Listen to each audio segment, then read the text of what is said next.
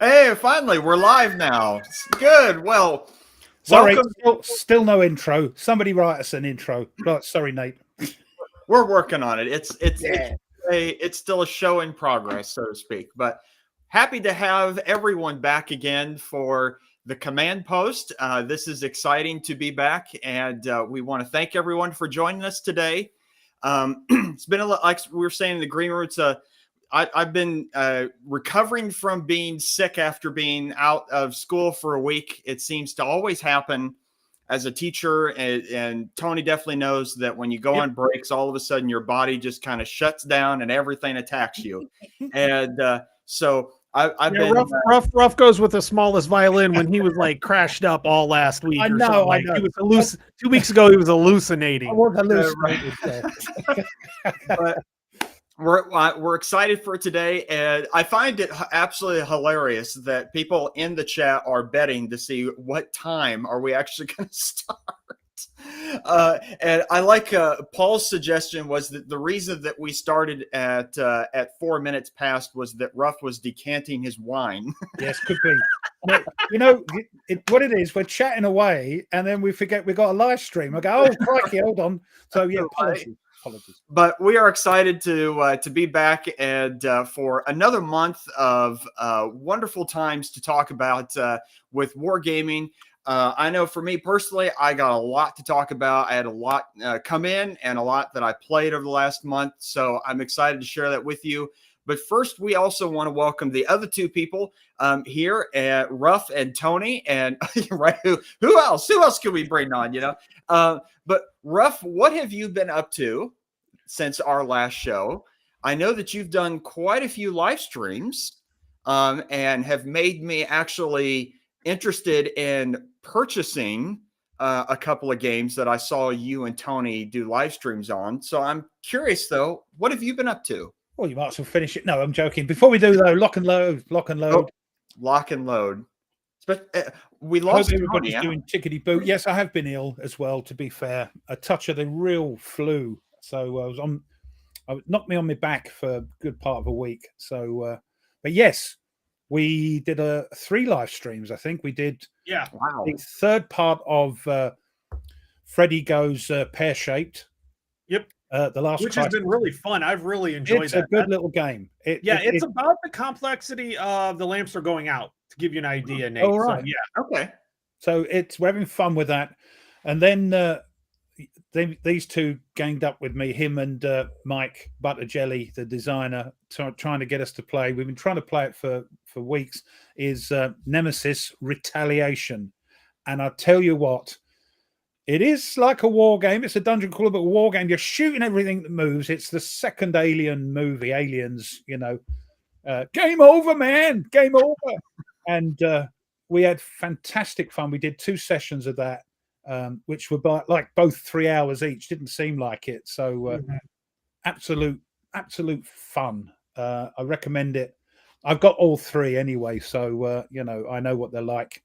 Apart from that, because of the time of year, as we get near Christmas, only 3 weeks away, and the house is starting to change. I'm starting to have to move games and make room for stuff and bits.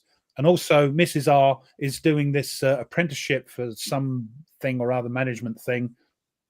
And she has a lot of time at home to do it with Zoom calls and conferences.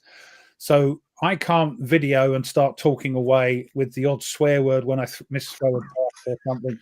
So what I've had to do, so they're on hold probably until, I don't know. So don't worry, I am still videoing. It's just at this time of year, it's a bit awkward.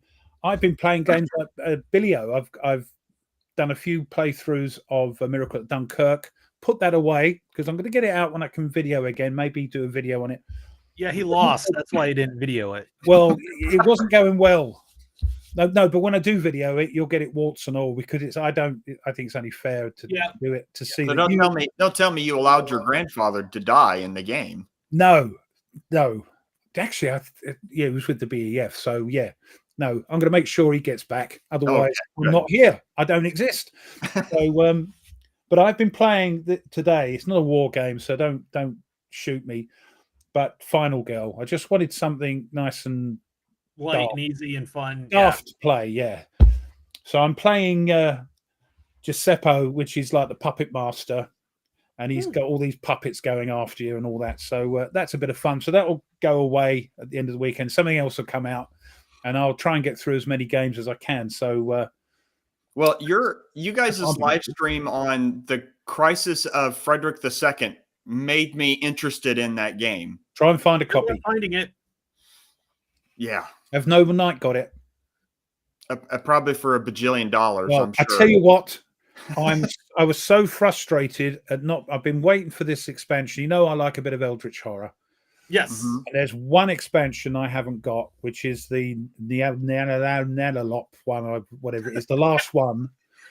You can't get it over here for love and the money. I've looked everywhere, but they had a copy and they were doing cheap shipping. Oh yeah, the Noble Knight. Yeah, Noble Knight. Sorry. So I got it.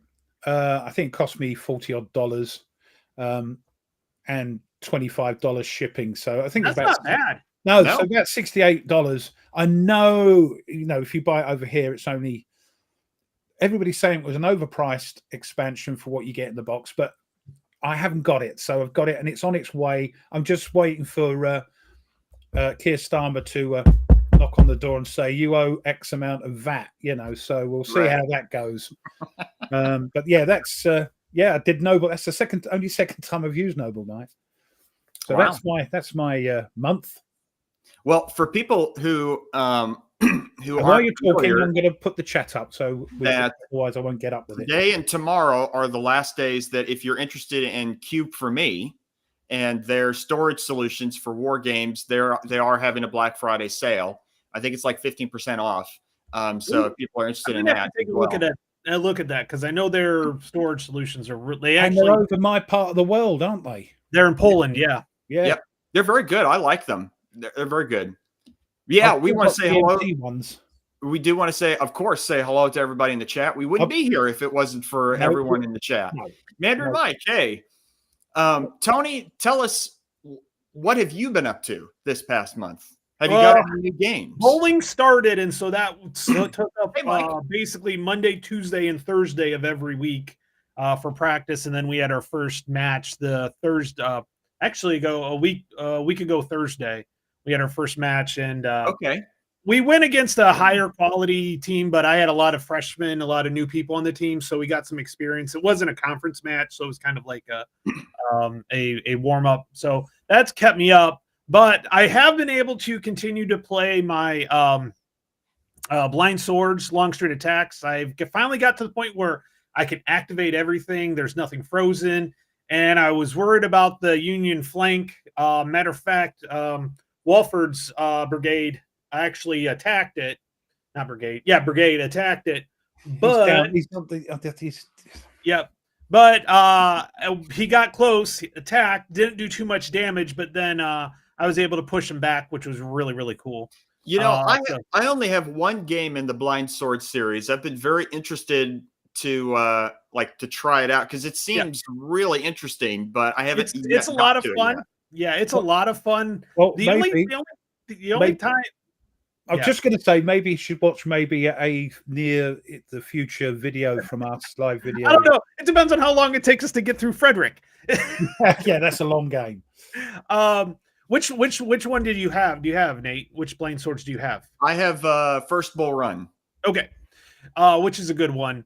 But no, the only part where it's kind of like where I kind of miss the interaction is the command chits where you can kind of use them at certain times and that type of thing. But I love it. I'm starting to really understand it a little bit better where you want to do stuff and really trying to push it through. So I'm really starting to really get it. But what was Thomas, really big is I'm sorry to cut you off. I just want to mention, Thomas, that I got your message and I see it should be coming tomorrow. I don't know what it is, but we'll see. Anyway, I'm sorry. Go ahead, Tony. And Tony froze. He'll be back. Yeah, you do. We told him. Hold on. No. Hey, Did I freeze? I froze. Testing. Testing. Oh, and we lost. Oh, he's gone. No, it sometimes happens. Yep. Oh well. Gary from London. He's from London. That's where I was born, London. South London, but there we go. That's still London. Welsh Wales, lovely to see you, John. Simon, hope you're doing well. So there we go. Tony's back, he says. You just got to let him in. Oh, yes, sorry. It didn't make a noise. Normally it makes a noise. There he is. Sorry, I readjusted my room, and I think I might need to get a new internet hookup because I just bumped the wire and it just went crazy. Oh. But probably, I got a couple of things, but this is what I'm starting next. Oh, interesting. Which is by Fortress Games, which is Bob Faniff. He did the the 20th Air Force, the 8th Air Force, Save Vietnam, and Save Afghanistan. Wow. And this is a new one. And of course, it's Secession 1861. And I'll tell you what, the quality of Fortress Games are going up insane. It's a hard-mounted map. It's pre-rounded counters. There's cards in this one, which is the first time he's done cards. And they're like the linen. They are a little thin, so I will have to sleeve them, but they're still really good quality. So I can't wait, and I've enjoyed all of his games, so I can't wait to get it. He actually had another one, but it wasn't a solo one, so I didn't pick that one up. I did pick this one up, and I let him know. I can't get the blooming things over here anyway. But yes, I tell you what, it's disgusting, that T-shirt. Disgusting, that T-shirt. So I also got Unconditional Centers. I was bad. I got the subject. Oh, yes, that's Justin Guard's one, isn't it? Yes, Justin Guard's Justin Fascino. And then I got another, like I told you, I was bad. Yeah. I got Doom Battalion's ASL. All the overlays that you need to play most of the game, a lot of the scenarios. And then finally, because it was so cheap, I picked up Crimea, the OCS from MMP. Wow. So their Black Friday sale, or I think it was Veterans Day sale this way, that when they had it, was phenomenal. Especially you could get some GBACW for really good prices. Mm-hmm. I didn't want to spend it. I played it. I like it. It's just another system I don't really want to get into. But I had to take advantage of that. So I don't think I have much. Oh, yeah, I have Field Commander Lee coming whenever that gets here through. They said it's supposed to be in the warehouses this week, so the next couple of weeks I should have that. So I'm looking forward to that. But yeah, it's been busy. Parents are coming into town this week for a week and a half or so. So that'll keep me pretty busy with that. But I'll be able to knock in a few games here and there. So yay, cool. Tony's engaging in retail therapy. Hey, we won today, but yeah, it was the stress going up to that point. It was stress up to this game. So the wives do enough of it, so it's about, we can have a little turn. Right. So, Ruff, what's your news? I'll just go through the things and then I'll make sure. I think I've got there. So yes, it's actually Foxtrot that from Chile. He turns up at our live streams. He's from Chile, which if he turns up, old Stuka, they speak Spanish there. I know it's a sort of Chilean Spanish, but he emailed me to say that he's got a couple of YouTube channels and a Facebook page, and he found me by Panzer because he loves playing Panzer. He said, he said, one last thing, some time ago during one of your live streams, I mentioned that we should run a global Panzer tournament on Vassal. He says he's bringing it up again because it might be a good idea. So if anybody is interested in that, so he's trying to get everybody to do it. I've got some links for his Facebook and YouTube one. He's got one called War Games Chile, and the other one is called Foxtrot Mike. So I'm going to try and, if I can, copy them. No, I can't. I'm going to copy them and put them in the chat on YouTube. So go along and check, and even just subscribe, because let me find where I was. William Byrd got Death in the Trenches. I hope you enjoy it. That's an awesome game. That is your favorite game, isn't it, Nate? That's one of my favorites, certainly. I think still right now, number one is still Atlantic Chase. Oh, sorry, I'm having a bit of trouble trying to get these blooming things up. Oh, I just saw it. Just saw your link. Is it just one or two there? There's two. Oh, is there? All right, I'll do the third one, which is his other YouTube channel called Foxtrot Mike. And then hopefully, my friend, that'll sort you out. Paste. I do also want to show before I get into what. So go along and support. Is Thomas and I have been chatting from Historic Wings, and I shared my screen that there is a. Oh, that's what the new. So I'm sorry, I'm still looking. I'm still doing this. Oh, don't worry. No, there's an upcoming game. Can you do it again? Thomas. Oh no, hold on. We got it here. There. I've got it there now. Yeah, still trying to get to grips. So I noticed that him and Cardboard Commander were talking about this, and so I saw that, and I thought, well, I want to mention it on the show as well. So Cardboard Commander, hope you don't mind me sharing what you've all been talking about with this as well. Is a new game apparently that's coming out from Historic Wings called Speed Kings, a air racing game. Which looks pretty cool. It's set during the Thompson Trophy Cup races held in Cleveland, Ohio during the 1930s. And apparently there's you can play as different people in the race. And even apparently there's going to be some 3D models that is going to be part of it. So, yeah, it looks pretty cool. I do like the cover. The cover, it looks really neat. So yeah, I said I would mention it. So I don't know, Thomas, whenever I didn't see a date or anything like that of when that might be coming out. But you can put that in the chat and we'll mention it. But yeah, I said I would to mention on the show. So very cool. Hey, also speaking of Thomas, I told him I would share. So this is something everybody can get. Thomas has been great enough to this. So I'm going to put the link in for it. So basically, it is a Advent book. So basically, you read a chapter a day all the way until Boxing Day, actually, which we don't know what that is in America. But Ruff, you know what Boxing Day is. That's 26th of it's the day after Christmas Day. So you go through, you read a little bit each. You read a chapter each week or each day. So I'm going to actually put in the link in the chat for that for anybody that's interested in picking up. It is paperback and ebook.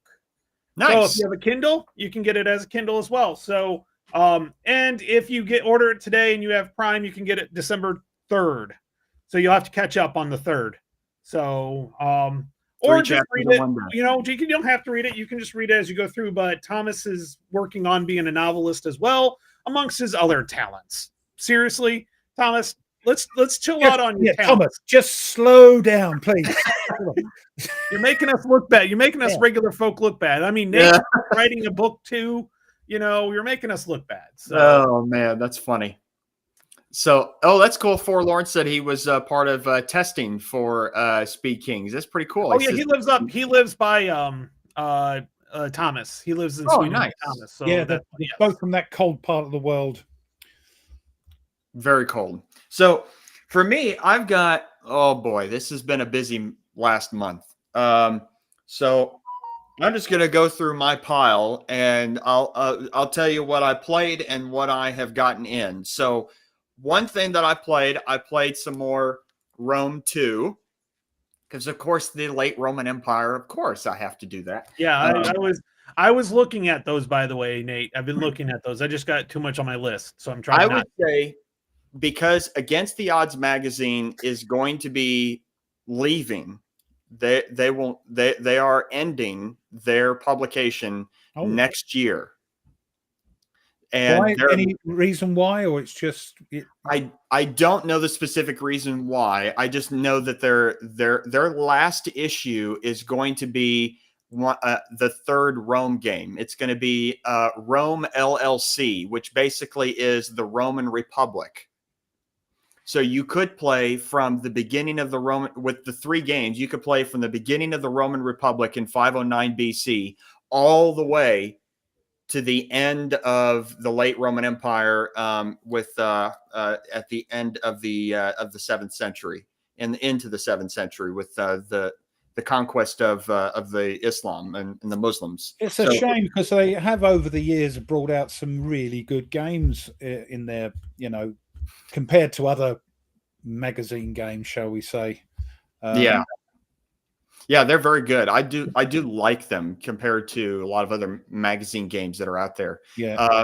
Historic Wing. Speed King's going to be out by. He's hoping to. I did put it up there because you were yakking away and didn't see it. I did put it up there. I'm so sorry. Christoph suspects I called in sick to play some games. Yeah. So I also played another solitaire game, Sword of Orthodoxy. Ben Madison. Yep. There. I got an email. Some news from Steve. Hi, Steve from Blue Panther. Oh, okay. Yeah, they want to wind down for a couple of years. So there we go. Just getting. I think that makes more sense now. Yeah. Yep. Okay. It comes to us all, Mike, and Blue Panther. So yeah. Yep. So I got an email from one of our viewers, Randy, that I apologize that did not answer in a timely manner. But he asked me my opinion on Sword of Orthodoxy. I do like the game. There's a couple items I'm not really certain about. Like, why? Why do I, as the player, need to care? The two of them are, there's outposts that you can build, which basically is expanding the empire, the Byzantine Empire, the Eastern Roman Empire. I'm not sure what they do other than you just spend money on them and you place them. I'm not sure yet. That, and also the factions that are in, there's like, I think 11 different factions that are in Constantinople that you have to manage. I'm not sure yet what they're there for. I had not experienced them really doing anything other than just being happy. So I'm not sure yet. I still need to, this is like probably my third time trying it. I think I need to dive more into this and see. But yeah, I played that. Then I played Gilbert Collins, the Kaiser's High Seas Fleet. Very, very fun game in the style of War at Sea, but it's World War I. So it's a very light, like 10 pages of rules, relatively light game, very easy to play. You can play the whole thing in 2 hours. And it's a beautiful, beautiful looking game too, as well. Nice. The ships are like 1-inch thick counters too, which are really nice to have. Well, then there's then I did Sark asked me, I did get Hubris in. So somebody asked if you got that in. Yep. Yeah. The fall of the Hellenistic kingdom. So I haven't played it yet. Right. And then as with, I got Seljuk as well. Blimey, you guys. Hey, okay, Nate, we'll have to get together and play that. Yep. That will be We'll have fun. to get together and play that one. Then I got Italy 43 with the I mounted passed map. on that one. I wanted it, but I passed on it. Yep. I'm here only cause I can't fit any more in. So got that all clipped and ready, and then also got from Compass. I got the Spanish-American War. Word. See, to me, I know so much about the history of that. I just don't know how that's a gameable experience. I don't know. It looked really interesting. There's a lot in it though. Big box. So Tony, big box. Yeah. So it apparently is an old S&T magazine. Okay. Then that doesn't surprise me. Compass is notorious for that. Mm-hmm. So hopefully there's a game in there, because the history of that war was, kind of one-sided. No, there wasn't much. Yeah. Then I also got from VUCA, Imperial Elegy, The Road to the Great War, 1850 to 1920. This one seems like an immensely fascinating game to me, because my understanding is that it's essentially the Here I Stand kind of flow and mechanics, but it's all the great powers vying with each other. So there's Prussia first at the beginning of the games. You have to unite Germany. There's the Austro-Hungarians, the Russians, the British, the French, and the Ottomans. So there's 6 powers that are vying for influence across the world. And you could have the Great War happen historically by the end of the game, or it could be a completely different alliance system. Also, there could be, apparently, is that the Great War doesn't have to happen.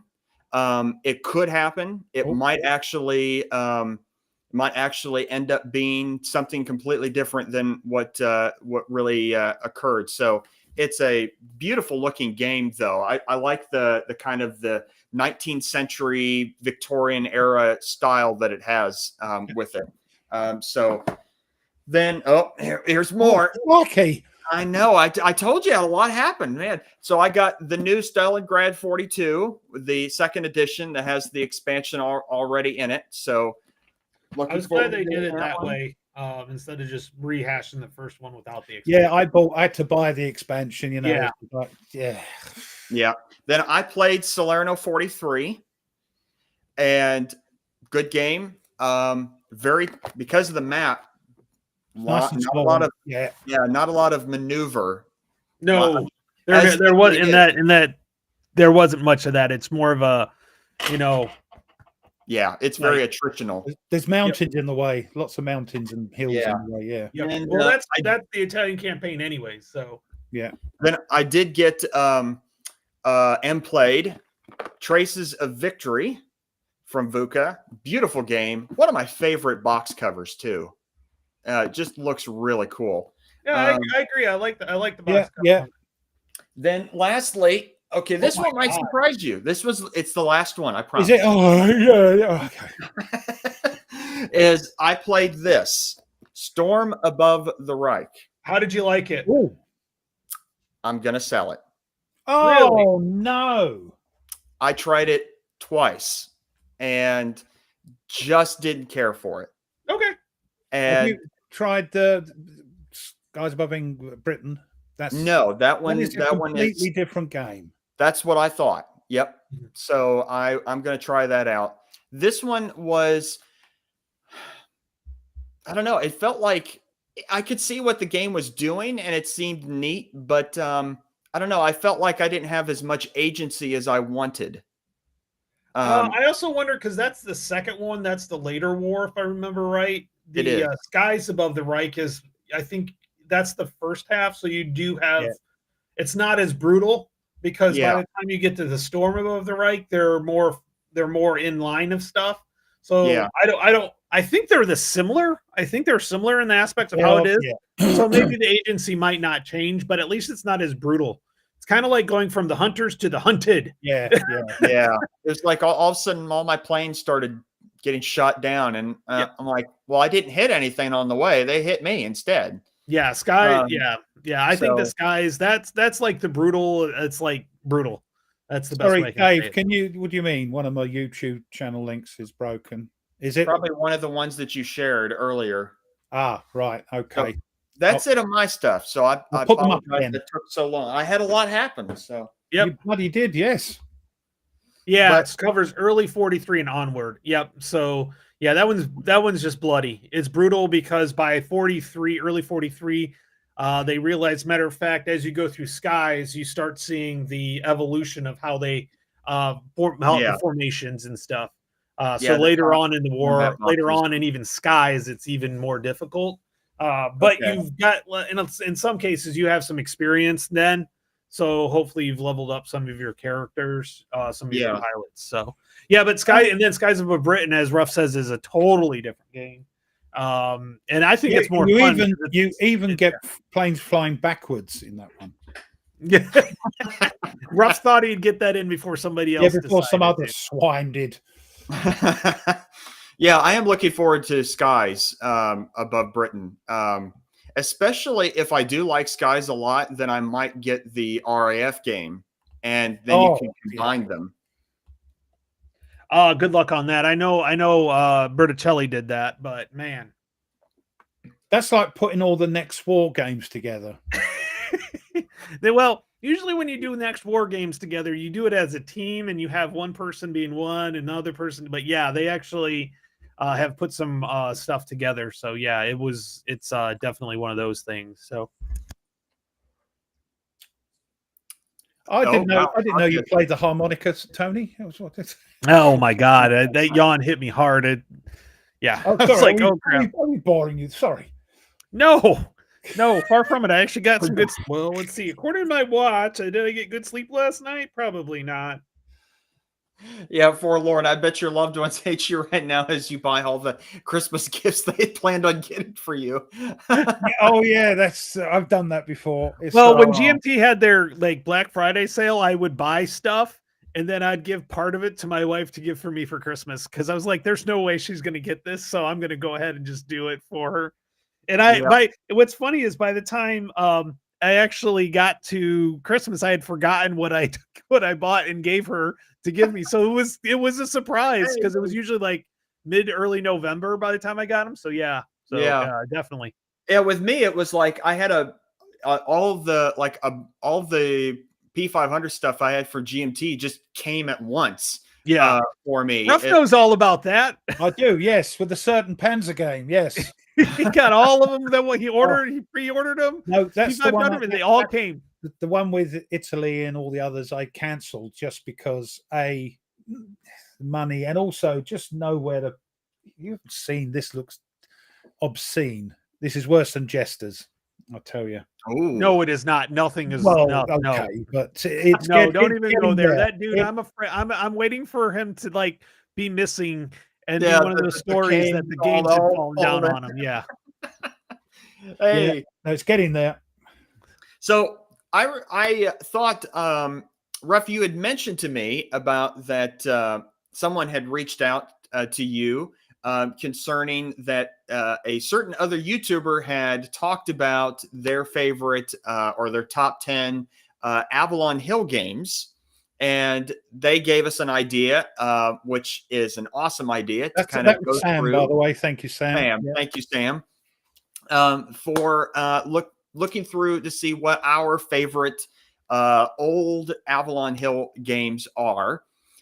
So I think it'd be fun to do that. So yeah, I don't have the one Avalon Hill game left anymore. I played it and I was done with it. But I do have an older game that I played and I love and I want to play again. So that'll be fun. So one I have, one I don't have. So what I'm going to do is I'll pull it up. The one that I don't have, I'll pull it up and have a screenshot for you when we get to that point. So I think that'll be easier that way. Okay. Than trying to explain it. And I just bought both roamings, by the way. They had them on Noble Knight. So yeah. Excellent. When you told me Against the Odds was going out of print, I'm like, okay, I better go grab them now. So what's that one? The Rome Inc. The one. Rome Inc. The magazine. Yeah. Right, gotcha. Yes, sorry. I do love me some Rome. I do love me some Rome. So, and it's solitaire, so I'm really good about that. Sam, he did. Yes, I got it too, Sam. I appreciate it. I'm really bad at responding to emails. I am too. We're all bad at responding to emails. We really are. I'm so sorry. I get hundreds a day. It's not just a do. Yeah. My inbox gets full and then I miss things. So Zilla Blitz did that, but he did it on Avalon Hill. Well, we're not going to just do Avalon Hill. We're going to do our old games as it is. And honestly, I could probably pull out some remakes of some old games that have either been made better or actually just kept the same and just the graphics have that might be a good thing to do. Yes. Yep. So there's probably two. I don't have any. I'm going to ask you guys real quick. Do you guys have any SPI games? Because everybody talks about SPI and I'm like, I know Decision Games. I know. So I have RAF, which was originally SPI, if I remember. I could be wrong. I've got that, which was originally. Yeah, Decision Games, I think, has taken most of the SPI games. So that's from Hexy, by the way. That's why I love Hexy. He sent me that. I have 3 SPI games. The American Revolution, Atlantic Wall, and Dreadnought. Okay. Yeah, so the Atlantic Wall was redone by Decision. So yeah, hey, we got some. We can buy some beers. I love it. Thank you, Koi. And don't be a jerk and say it was not you that did it. I don't know if you guys have heard, but there's one YouTuber, like really big one, that's being charged like $20,000 because somebody like trolled him, gave him a whole bunch of super chats, and then disputed him and said that he didn't do them, and it ends up being like $10,000. Yeah. Whoa. So, yeah.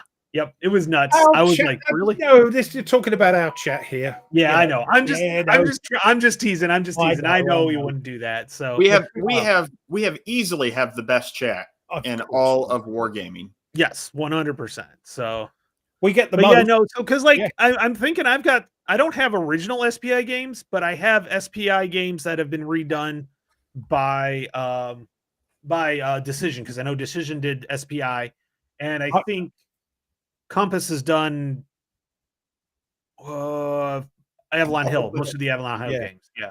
But I would have been surprised, Mike, if you hadn't had any SPI games. So, Mike has them all.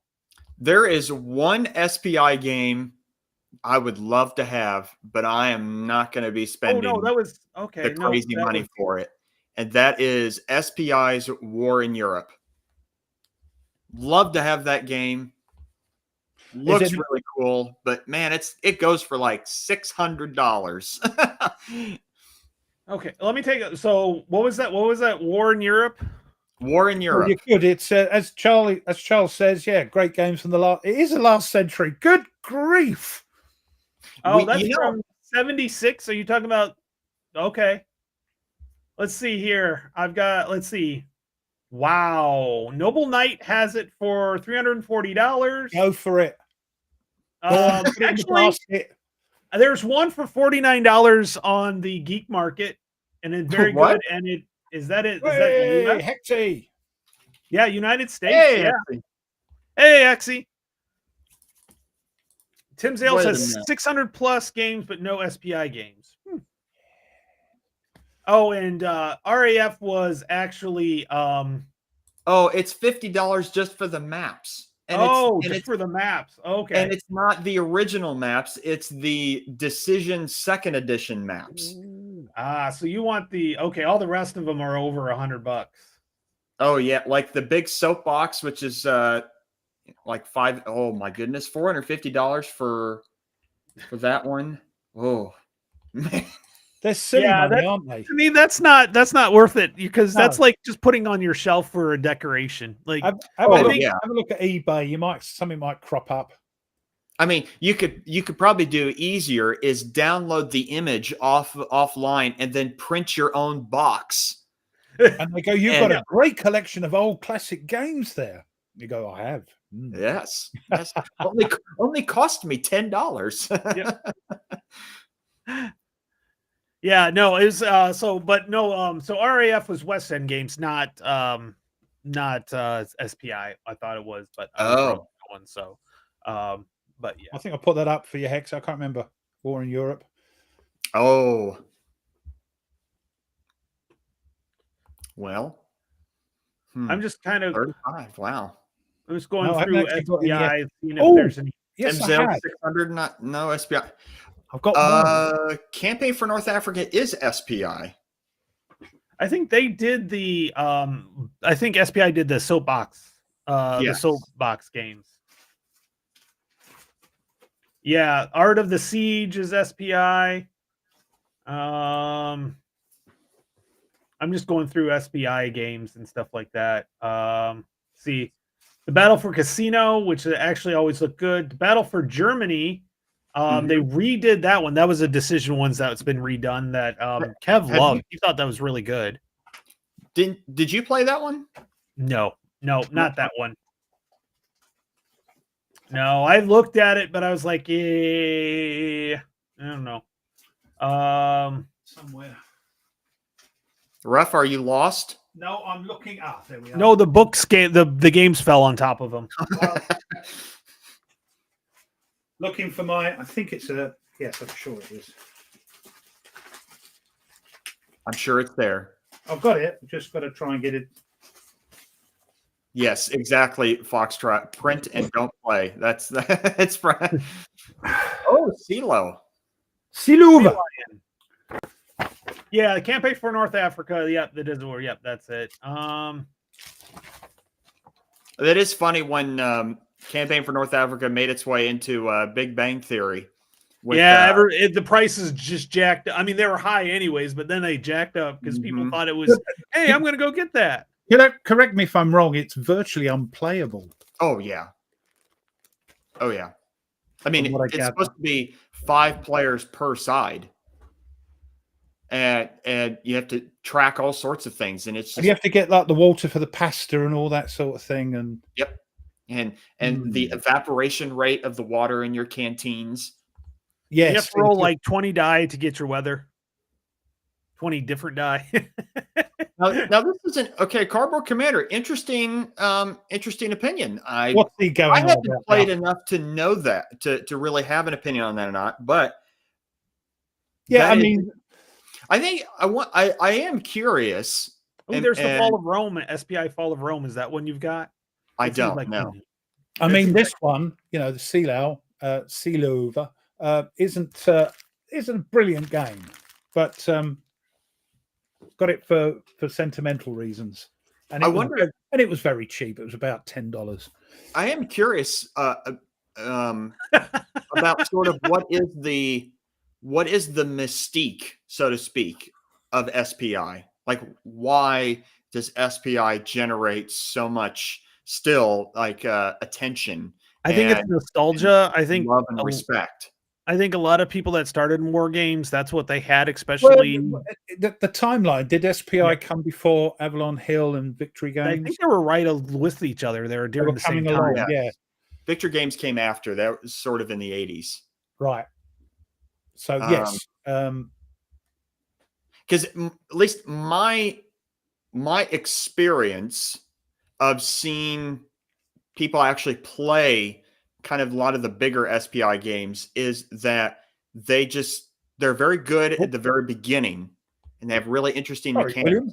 But then the longer that you play it, it kind of breaks down because so many games came out so very quickly that they weren't very well play tested, at least is my understanding. And so the game kind of breaks the further you go into it. So like a War in Europe, like that game, very cool in the beginning, but it kind of ultimately starts falling apart as time goes on. I don't know. I could be completely wrong. At least that's my experience of watching things. And again, like I said, I haven't really played many SPI games. So, okay. Interesting. Yeah. With the GMT of back in the day. Yeah. Hello. SPI and Avalon Hill. Avalon Hill, a lot of other things too. They didn't just do war games, but I think SPI was mainly. All the games that I see. Yeah, they might be sci-fi war games, but they're war games. I'm just going through the list of SPI games on. Here's something for Foxtrot Mike. Just saying, Ruffy will be mostly drinking a nice Pinot Noir from Chile. Yeah, that's actually a good area. I like Chilean wines too. Okay. So that deserves another lock and load. Oh, lock and load. Now, speaking of Avalon Hill. Yes, let's go through. Let's try Avalon Hill then. Sure. You go ahead, Ruff. Picked this up at the last PunchCon. It was for sale. It was unpunched. Hey, Stuka Joe. Stuka, get along to Foxtrot Mike's channel in Chile because you speak sort of the same lingo, I understand. Oh, did you share something, Tony? Was that gone? Oh, yeah, when we get to it. Not yet. All right, okay. Yeah, but when we get to it. I've seen it. That's the main thing. Yeah.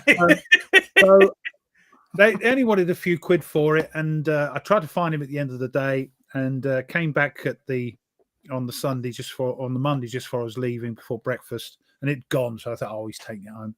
Goes into breakfast, and Dangerous Dave and the chap from the Cardboard Doobrys, James Buckley, I think. They're sitting at the table. And they come over here, Ruff, come over here. Do you still want it? He said he's left it, so you can have it. So I picked it up, and it's Flight Leader. Flight Leader. Cool cover. Yeah. 1985. Wow. Very cool. So and it's unpunched. And the die, look, even the die is in there. Look. So yeah, that's my most recent acquisition, if you can call it that, for free. Nice. I mean, my Avalon Hill games, I think entirely in my entire collection consist of. I'll pull open the giant box. Someone sold this to me, the entire Avalon Hill GCACW collection. So all the games.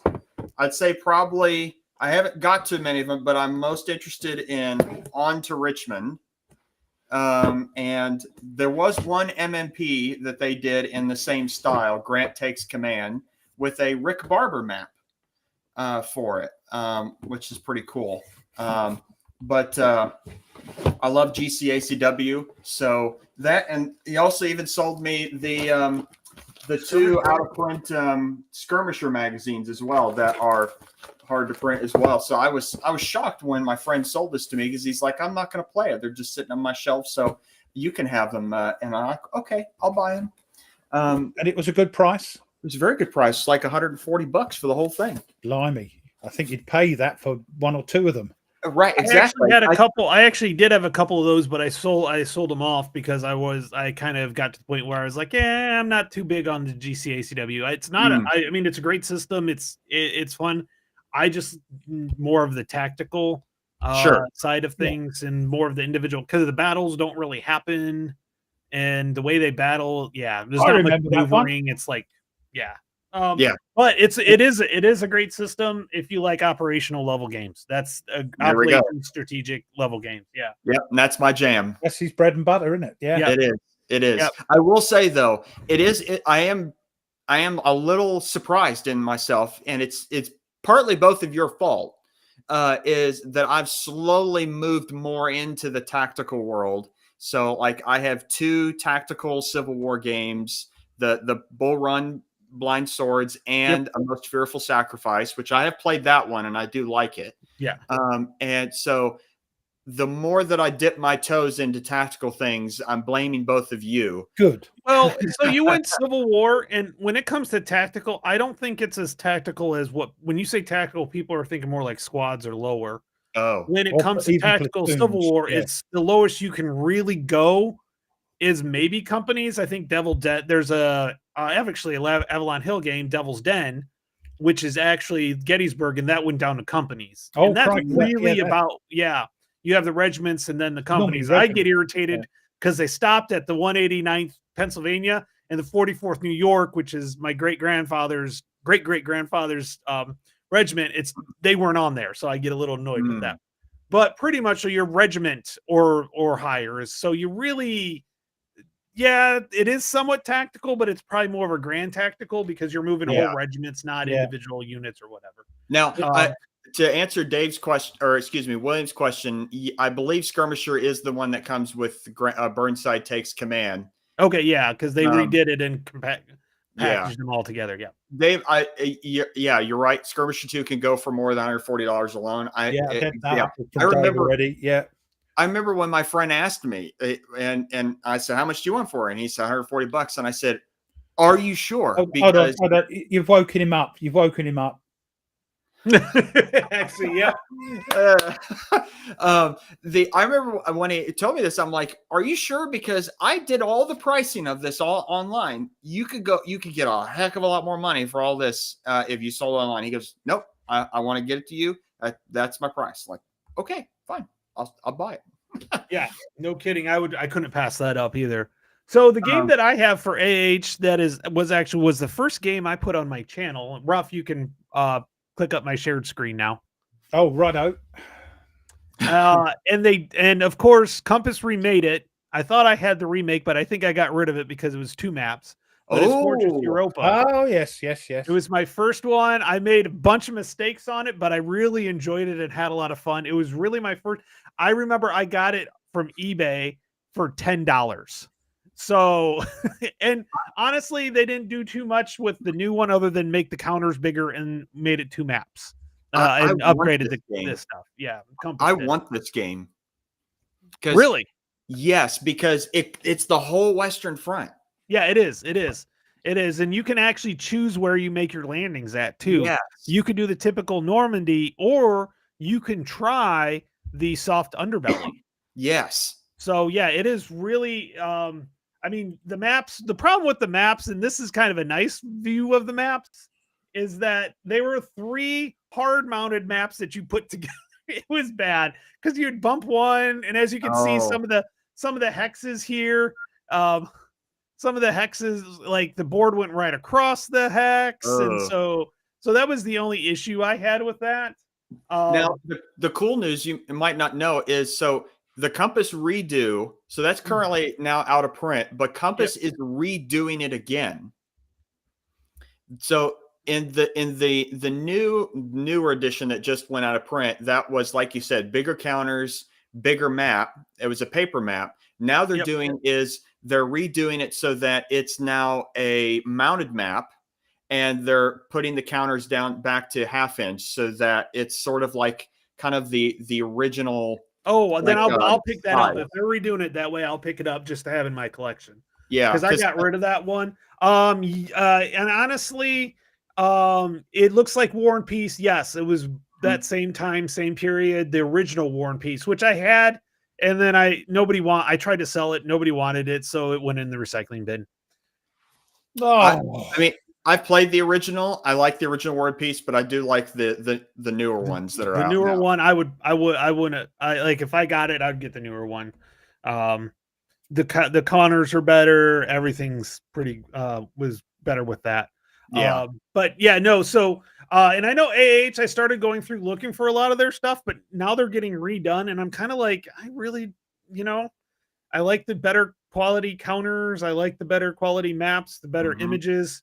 But I do know for this time period, that was really something. They did a lot at that point. So yeah. Well, because I'm just even looking at pictures of older games. I know there was a lot of concerns of like making sure that the print on the counters was clear and it was centered. That was a lot. And also, they did my favorite color combination: red counters with black lettering.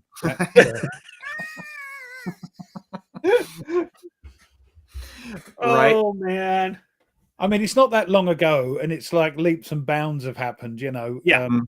And Historic Wings, you're right. We can't judge the pioneers of hex and counters by modern standards. We certainly can't. And nor would I. I just like the old ones. I can appreciate what technology.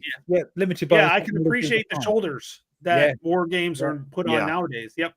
Especially when I think a lot of people like the old Redmond Simonson maps, where essentially there's 3-4 colors. That's all they could print. That's all they could print. Yeah. Yeah.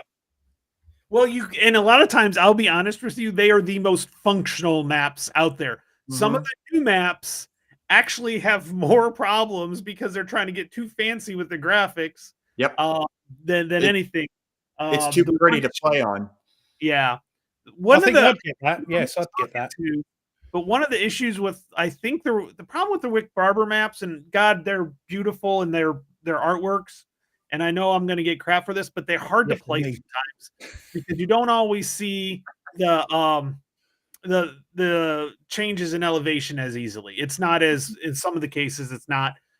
I actually, the more I've played with them, your eyes kind of get adjusted and you pick it up. But they do look better on the larger, Magnificent Sacrifice. A Most Fearful Sacrifice. Yeah. It's bigger hexes. And I love that. It's everything's clear and everything's like that. But the guy who's kind of taken over for him with the maps that have an ode to him, actually, I like those because they've got that ode, that kind of colored pencil look to it, but they're a little bit more delineated and you can kind of see the details a little bit better. But the more I've played on, because Long Street Attacks is a Rick Barber map, and the more I've played on it, the more I'm picking it up. So yeah. Oh, it's interesting, Sark. Most Fearful Sacrifice's problem with line of sight. Interesting. I can't comment. I've not played it, so I have it. I just haven't busted it out yet. Honestly. Yeah, I I saw think category. I think that's it. It's they're plain, simple, but they're nostalgic. I think that's for old. That's where the SPI comes in. Is yeah, they're not the best games, but there's a nostalgia to them. It's like when we watch movies from our teenage years. I'm like, why did I like this again? I'm like, I'll watch it. Now I can't say now Wayne's World on the other hand, that's still classic, but there's some other ones I'm like, now why did I like this again? Why was I quoting this for years when I was a teenager? So I think some of it's nostalgia, and as soon as you break them back out to play them, you're like, oh, yeah, okay, I remember this now. I mean, that's kind of like even with some old computer games that I really loved as a kid, and I pulled them out and put the disc in and started it up, and I'm like, okay, I don't know why I love this one. This is terrible. But yeah, so I think that's some of it, and so like I will get the redo of Fortress Europa if they're going back to a single map and then shrinking the counters a little bit, because I did have fun with that. It was actually a really good experience I had. I just knew I was never going to play it for that channel for that. I was never going to play it again in that format. And actually, I recycled that one as well. Again, nobody wanted it, so I was like, I'm not going to have it just stored here. So I'll recycle it. And then I actually sold the remake that Compass because I was like, it's 2 maps. I don't have room for freaking 2 maps. That's the problem. Yeah. So that's why I was like, okay, I did sell that one. I didn't throw that one away. That one got sold pretty easily. Mike's got so many of the blooming things. That's an interesting concept there. An entire year of SPI for 2026. That would be you get bored with it, Mike. We're like most of us. We're like, oh, I need something different. Even with SPI though, you can go anywhere from ancients to modern or future. Well, it's nowadays tactics, but back then it was future. Koi says no. There is one SPI game that looked interesting to me, and my understanding is it's just broken. Like the whole thing's just broken, but the concept's really cool. Global War, it's called, and it's the whole world, but it's all of World War II. And so you get sort of this larger scale of looking at the entire World War II as a global conflict rather than just a Europe map and a Pacific map and things like that. So you have to deal with like commerce raiding in the South Atlantic, like the Graf Spee was down there, or sending submarines down there, or things like that, or having to worry about the British Empire and the connections to the rest of the empire by sea.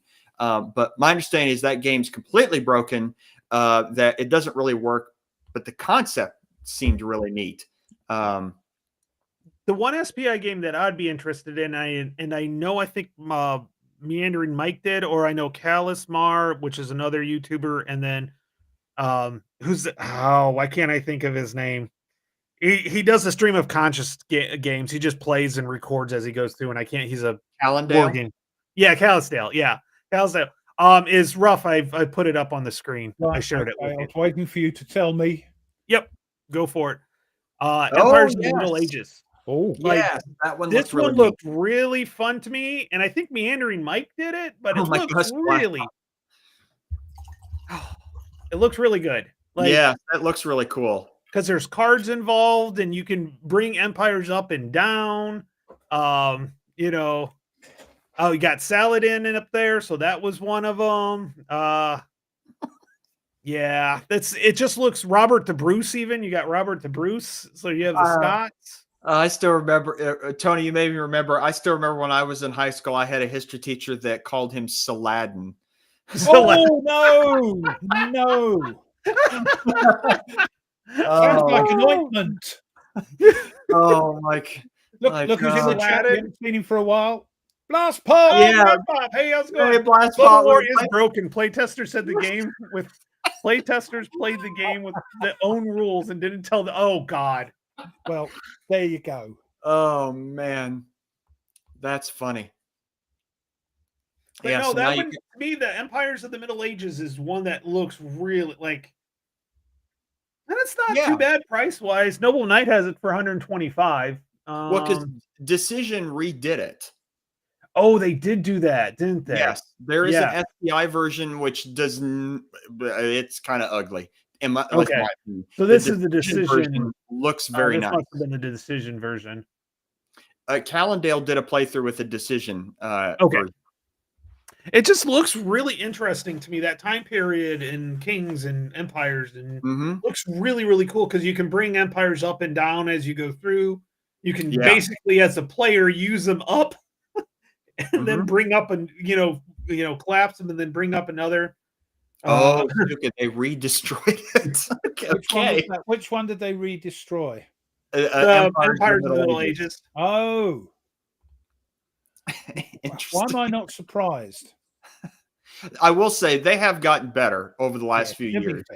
Decision, that is, redoing this stuff has gotten better.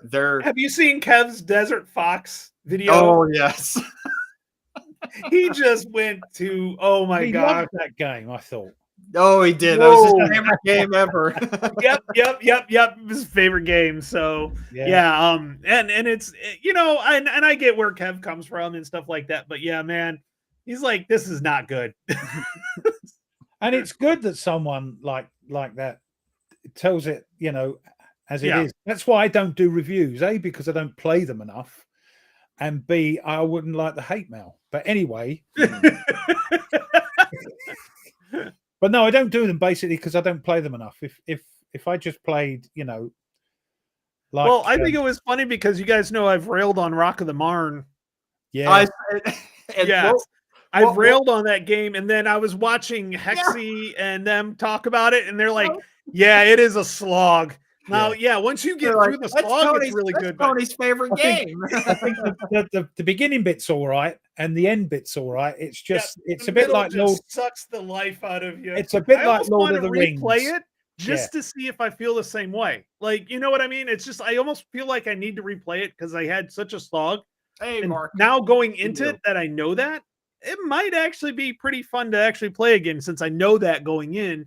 Hey, this is going to be a slog. Maybe I can do something differently than I did. But it's a bit like when I read Lord of the Rings. The slog bit in the middle, the big battles are like, come on, That's I've always thought that the Lord of the Rings was a history book more than a fictional novel. Like if you treat it as a history book, it makes more sense. Yeah. A narrative history is the best way I can describe it. I enjoy it. Don't get me wrong, but it is dry like a history book in some places. I'm only half joking. Don't kill me. Oh no, I agree with you. There is a slog in there. The battles part, I don't know about that, Rough. Yeah. Well, we are 5 minutes after an hour in. This has just gone by so fast. Blimey. So, Ruff, would you like to share what happened Probably today? Not, but shut it. You'll be pleased to know there's not a lot. Yeah, because he's loath to talk about us this week. I can't help it if that stuff doesn't happen until the bloody late 18th century. I can't help that. Lock and load, by the way. Lock and load. It's not my fault, is it? Anyway, let's have a look what happened. Not a lot, to be honest. A lot of it does concern you guys. Because the first thing I got up, there's no ancient stuff. Well, there was, but nobody had heard of it. Sad. Not even you, Nate. 1776. During the American Revolutionary War, the Battle of Fort Cumberland, Nova Scotia, comes to an end with the arrival of British reinforcements. And then whiz forward to your other big conflict there, 1863 American Civil War. Union forces under General Ambrose Burnside successfully defend Knoxville, Tennessee, from an attack by Confederate forces under General James Longstreet in the Battle of Fort Sanders during the siege of Knoxville. And a year after, in the American Civil War, the Confederate Army of Tennessee misses an opportunity to crush the Union Army of the Ohio in the Battle of Spring Hill during the Franklin-Nashville campaign. And then 1907, British nurse Florence Nightingale, aged 87 in 1907, was presented with the Order of Merit by Edward VII for her work tending the wounded during the Crimean War.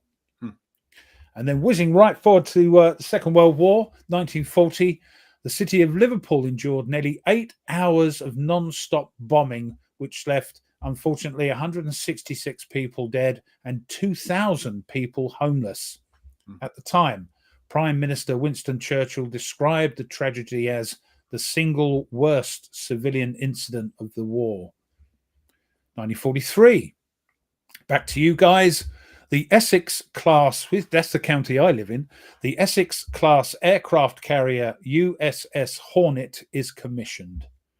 But today she is a floating museum docked in San Francisco Bay at the former Naval Air Station, NAS Alameda. I think it's not an NAS anymore. I think it's just a museum, I believe. 1944. Albania is liberated by the partisans. And then back to you guys, 1944, the US Navy submarine USS Archerfish torpedoes and sinks the Japanese aircraft carrier Shinano, southeast of Shingu, Japan. And 1944, kamikaze planes damaged the battleship USS Maryland and a destroyer in Leyte Gulf. 1944. It's all you guys. You can't moan. 1944. 29 B-29s conduct the first night incendiary raid against Japan, attacking industrial areas in Tokyo and destroying an estimated 0.1 square mile of the city. And lastly, another one for you to finish on. Nice one to finish on. 1945. A U.S. Army Sikorsky R-5 helicopter, weird-looking thing, off the coast of Fairfield, Connecticut, makes the first air-sea rescue using a rescue hoist, where they come down and go and get you and come back up again. I told you, not much going on. You got to blame your Thanksgiving for that. Everything was put on hold there, on pause. Okay, nice. Well, Ruff, I have some books to show everybody, but I picked them specifically thinking of Ruff. I thought he would really enjoy these. So the first book, they're kind of two different eras, so they're not in the same thing. So I just got to put that up from your fellow thingy. Ancient by that is ancient by American standards. 100%. 100%. Is the first book is this one. In the Hour of Victory, the Royal Navy at War in the Age of Nelson by Sam Willett. Oh, bless him. Mm-hmm. Ships, Latino ships. Always love this topic in particular. So it's not that big either. So you've cost me a couple of books on him anyway, there you go. Excellent. So, and of course, because when you get one of these type of books where it's mostly just words, but then you get the odd section of pictures in the middle of the book, that it lifts you. Yeah. It's like, oh, look, there's pictures. Yeah. Oh, back to words again. Yeah, I don't mind as long as the words are written in a sort of page turning way rather than a dry sort of narrative. I mean, it's about the Age of Nelson. How could it not be a page turner? Well, some people can ruin it. But nice, looks good. The second one is this one is it's interesting. I remember seeing it and I thought, I have never seen really any books on this. It's a hypothetical, but it's a hypothetical based on historical documents of what could have been. And this one's called The Last Ditch, Britain's Secret Resistance and the Nazi Invasion Plans for Operation Sea Lion. So what if the Germans got across the channel? What were the British plans to defend the islands? To the death. Even grandmas would have come out. Grandmas rolling pins. So this one is fascinating book of looking at specifically that time period, 1940, the summer and fall of 1940, of what could have been and what the plans were. And I believe Yeah, there's like, for instance, like actual like drawings of what they would have done in streets and what they would have done with like telephone poles and wires and things like that, and looking at official documents that were We put would have together. we would have thrown cats at them. We'd have done anything.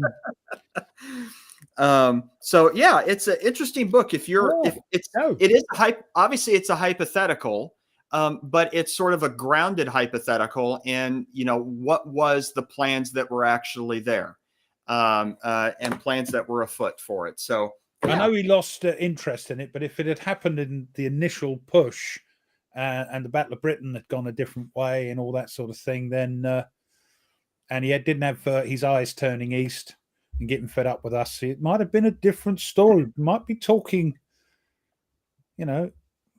German. I don't know. No, we would have. No. You have a monarch from a German family. Yeah, so. I know. We don't mention that.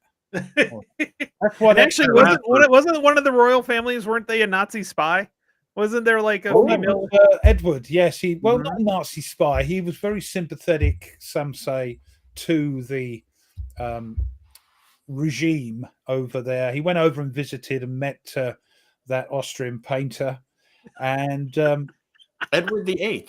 Yes, yeah, our only king that has abdicated for the love of an American woman. So that's probably a good thing. I completely agree, Paul. First line of defense is the British cuisine. You cheeky arsehole. You've made me swear, Paul. Yes, Sark, it does actually. This does go with the GMT game I picked up on that called Britain Stands Alone. It's an older game from, I think it's 93, I think. Fascinating game though. 94, excuse me. But yeah. So yeah, that's my my little segment there. There was one game that came true. Oh, interesting. The old Blackhead Schwarzkopf, Schwarzkopf, yeah. I'm just trying to look through the Oh yeah. They've all got German heritage, that's why. And honestly, depending on when it was, things weren't so No, of course. No, we had German students. They loved coming here. We had all this stuff, in the 30s, early 30s. Cats versus Panzers. This seems fair. We don't care. Next expansion for Tank Duel: Cats versus Panzers. Yes. Actually, if you probably got a cat inside a tank, it probably would do some serious damage. We'd have thrown old boots, everything at them. We wouldn't have given in. As he said, we would fight them on the beaches, fight them in the streets. Good grief. We gave him the wibbly wobblies. That's what we did. So, Tony, do you have anything to share? Yeah, pop up the so I wanted to talk about the Secession 1861, the new game I just got from Fortress Games. Absolutely phenomenal quality. That's a hard mounted map, a hard mounted board. It's kind of States of Siege-esque. Oh, right. Okay. So you're trying to get you play the South, and you're trying to get up to Washington, up here. And you're trying to keep Washington from getting to this point where you lose. But there's also things like the blockade you have to worry about, abolition you have to worry about, and the Northern Home Front. So there's a bunch of different things. It's a card system, so you kind of draw the cards. They move different ways, and you actually can battle. So it's actually pretty cool on a couple different things. I'm still working through the rules because I just got this yesterday. But currently, they still have them because it just came out, and it's only $69. And it comes with everything. This is probably the best quality that Bob's ever put out so far. He's done so good with his games. Bob, is it? Oh, I see. Right, go on. Yep, I'm going to drop names. I have contact with him, so yep. I'm not hiding that But if you notice, even the counters, and I'll switch back to this one. they're actually pre-rounded, so you don't even have to clip them. You can just nice. cut and go. So I will be playing this over the next couple weeks and really beating it. Yes, it's solo. It's all solo. It's only solo.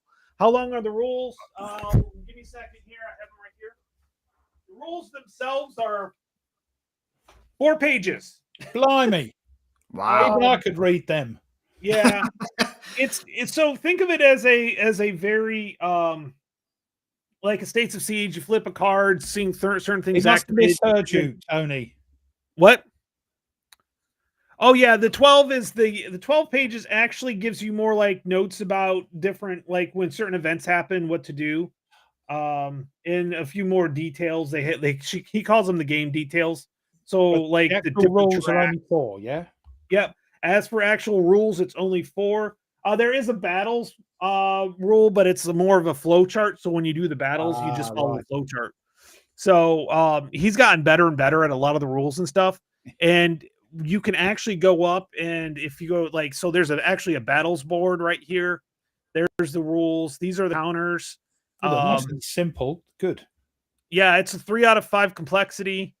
Like $69, but there's email, contact us, including rules questions, and he's very quick about getting back to you too. So Bob supports his stuff very well. As a designer, I can't help. As they should. Mm-hmm. Yes. Yep. Especially a solitaire game, when you have questions, it's not like you're actually like doing it. But I'm going to dig into this, and so next time we get together, I'll have a good research. Well, there's plenty there, so go and get your copy. Yep. Well, there was 369 when I first looked, but now there's 368. So they've been buying it while we've been talking. Yeah, I'm always good for giving these young or new people in there. So yep, I always like to do a lot of the independent things. Oh, and I think they're printed in the U.S. too. So for those of you that are really, I think he prints them here in the U.S. Can't get hold of them over here, I don't think. So it actually has. We ship worldwide, Ruff. It says. Oh, he does. He's changed his tune because he's. I think he does the shipping now instead of Amazon. Right. So I don't know how much it would be. But you can always email them and find out. I will check because I want to play those. The air ones. Yes. The 20th Air Force and the 8th Air Force. Yeah. Great games. What did you think of? You liked them a lot? Oh, I loved he loves it. So I've played all 4 of them. I've played the 20th Air Force, 8th Air Force, Save Afghanistan, and Save South Vietnam. They are fun. They are good. I won the 20th Air Force, surprisingly, because even Bob was like, man, you started off really bad. Like there were some bad rolls that I had, but I squeaked by. The Save Afghanistan and Save South Vietnam, you're playing the losing side. So you play as the Russians and you play as the Americans. And so, yeah, that's just tough. Like any good solo game, you're not going to win most of the times. But I thought it was really, really cool. I thought they were fun. They were engaging. You felt the tension as it. The 8th Air Force, I did lose that one. But it's only because I took some extra risks I probably didn't need to. Sure. Because there's kind of a give and go on that. And the 20th, you're just bombing the hell out of Japan as fast as possible, and you just don't want to run out of time, basically. So, and you do have to develop. You don't start off with nuclear weapons. You actually have to build up to the atomic bomb. I never got to that, actually. I beat it before I got to that, but I had some really good luck on some rolls once some rules got cleared up for me. So I really have loved all 4 of those. That's why there's another one that came out too. It's called the Armada, but if I remember right, this is not that solo. One. Okay. Yeah, did those solo ones like Afghanistan or something, or Save Afghanistan is solo. Save South Vietnam is solo. All of them are solo except for the Armada, which is a 4 or 5 solo. But I'm just like, no, Bob, stop it. Keep with the solo. I think he's got some other stuff that he's developing too. So I'm kind of excited about it. So that actually reminds me that there is an old SPI game called Armada on the Spanish Armada that my understanding is it's broken as well. Yeah, it's terrible. Yeah, it's one of the worst games. Yeah, I'd love to have a cool game on the Spanish Armada. That would be neat. because it's a fascinating topic. Yes, and we gave them short change there as well, didn't we? Yeah. Well, mostly the weather. You may think that. But that's also one of the reasons I understand that a lot of the Armada ships were shipwrecked off of Ireland. And the Irish, they're being Celts, they're sort of very fair-skinned, blue-eyed, ginger, blonde, strawberry blonde. That's why, evidently, there are a lot of people in Ireland now with dark hair, brown eyes. It's because of the shipwrecked Spanish sailors coming ashore and after a while integrating with the local population. Just like the Hessians did here in the United States. Yeah, they integrated in after the revolution, because they're like, hey, we don't want to go back to a king or a noble. We like it here. It's sunny. Going back to Germany. Yeah, it's always raining. Oh, Meander and Mike, SPI Armada, they fixed it with the second edition. Or Greg fixed it with fixed the rules. Okay. Yeah, Sark mentioned earlier. Speaking of games going out of print quickly. Oh yes, he said Hubris had disappeared pretty quickly. I was thankful myself that because I had P500 and it didn't come, and so I emailed GMT and they responded very quickly and was like, "Oh, we're really sorry, we missed it. We'll send it to you." So I was glad to get it, because I think one of the reasons that it went out is there's not a lot of games on the topic of the Hellenistic kingdoms, the Diadochi, on the ancient world. And plus I think the artwork does look really good for this game. And it looks interesting. So I did surprise me that it went out quickly. That's a big box too. Yeah. Mounted map, and it's got going more to the 3.5, 4-inch boxes now for just about everything. Oh yeah. I don't mind if they do that, so you don't get any lid lift. Yeah. So you can put it back in the box. Nemesis Retaliation, I've got a weeny bit of lid lift. It drives me crazy. Anyway. Well, now are we talking about Avalon Hill? Are we finished with that? Well, Avalon Hill, what's another? We've talked about Avalon Hill. We talked about SPI, but the other one is Victory Games. No, I just want to show that one. Okay. Oh yeah, Brides and Falls of Third Reich. Yep. That one I've heard stands the test of time. Actually, I haven't heard anything negative about it or anything like that. It seems to stand the test of time. Three editions. Oh, I'm not sure which one's the best. I've got the third edition. It's got revised map books, rules, and scenario charts. Not sure if that's the best one, but that's the one I've got, the third edition. But yeah, it's there's a lot going on. There is a lot, but good solid, good solo. Highly complex, but good solo. Ish. Yep. Well, so the one that I want to talk about for Victory Games is Mosby's Raiders. I had so much fun with this. This is a solo only game. It was a blast. It's one of those things that I didn't have too much of a problem winning, but I do know that I've talked to some people and have read some session reports that it goes tits up real fast. It can go all of a sudden. It just doesn't show up. But so that's that. But what's interesting is that Victory Games there's actually two that I'm thinking of, but one I know was originally a Victory game, which was Vietnam 65-75. And from what I've been told, I can see that's still in shrink wrap because it's not very solo friendly. That's true. But I was talking to Mitch and Ralph, which I know both of them. Mitch is the one that redeveloped that one, didn't he? Yes, they developed it. Dropped again. Yeah, I know. But apparently Nick told him not to really change the rules, maybe clean up a few things, but the rules are pretty much the same. And from what I've heard, basically it's the artwork and everything like that that's really been updated on this. Well, that's not what Mitch told me. He said I told him to go and do what I like with it. No, I'm joking. No, I'm joking. But the other one, Victory Games, is the Civil War, which GMT, the Civil War, is based off of. But I've heard people like the original Victory Games That's Civil the War. Mark Simonich. Yeah, Well, version.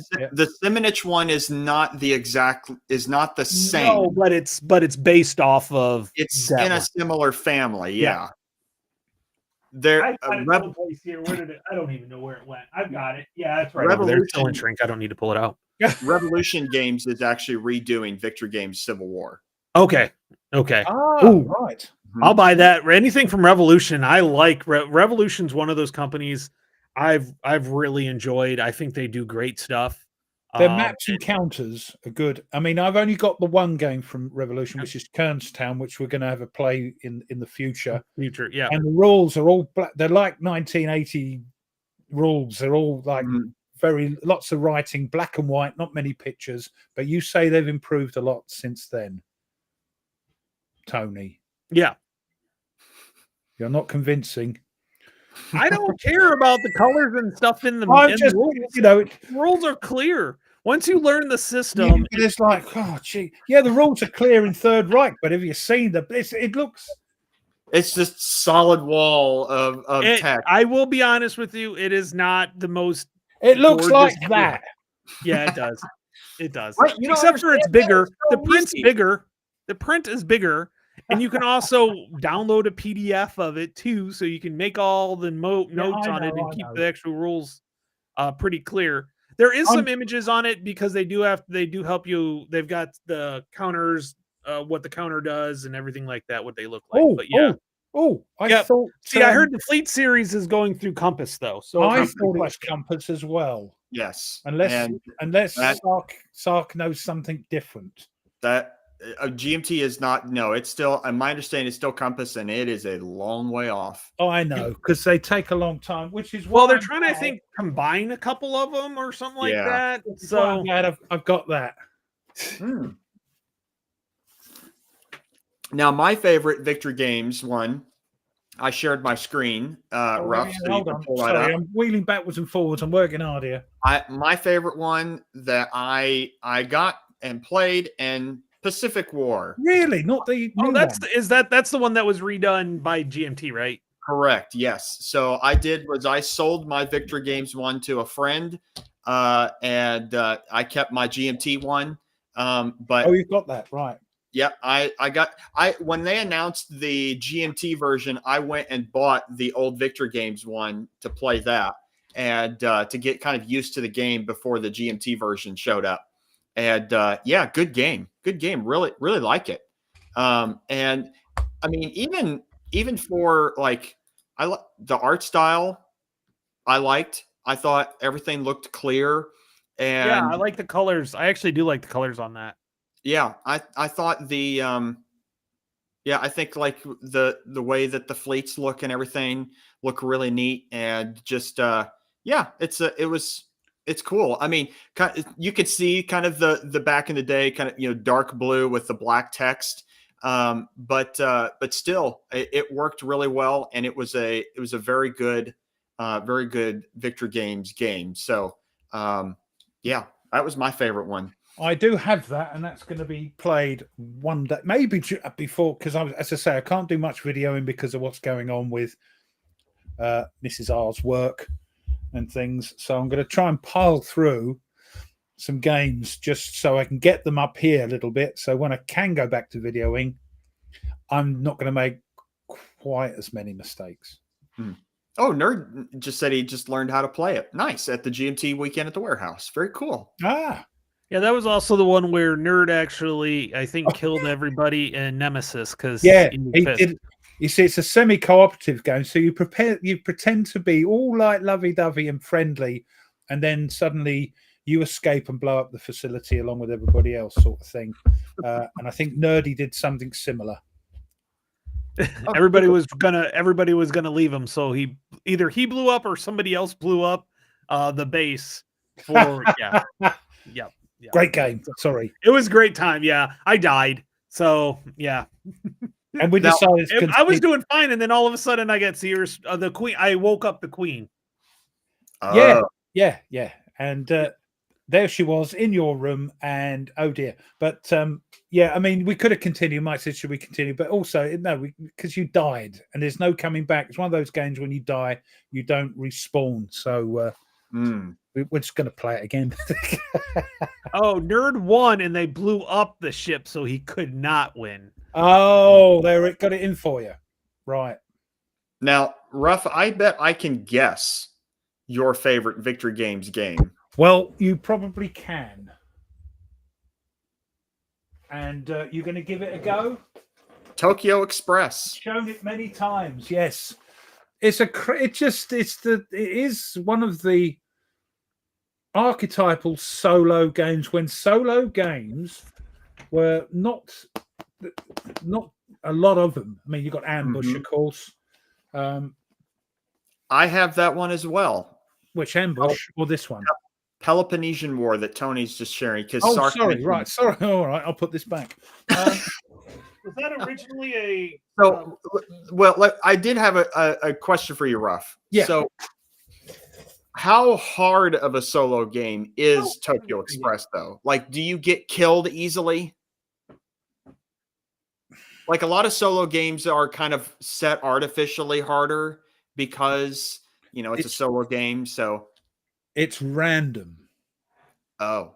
So every time you play it, the Japanese ships that are coming across, and it depends what scenario you're playing. They can be like a supply scenario for the guys on Guadalcanal and all that sort of thing. So it depends what they're doing.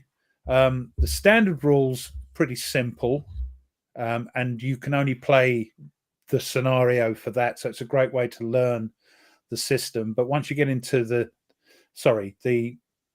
easy game, the standard game is the one where you're picking stuff out. You don't know what it is until you spot it and you see what it is. You look it up and see what it is. So it could go, as we say over here, Pete Tong very quick, or you might be lucky. You might spot them. It depends. The torpedoes. Their torpedoes are slightly better, and it's lots going. It's a great game. Great game. Lots going on though. Not for the faint-hearted. It's quite chunky. So Sark, you mentioned Peloponnesian War. Tony and I have it. Tony, have you played it? No, I haven't. I do want to get it to the table because it looks fun. Because it's one of those solo games that if you do too well as one side, you have to take over the other side. Yep. So that's losing. So I'm kind of interested to see how it plays out. So I know that's the new version, and that actually has a 2-player version on it too as well. Yep. I have the GMT version. I played it. It's okay. That's the impression I get. It's okay. On my sell pile. Yeah.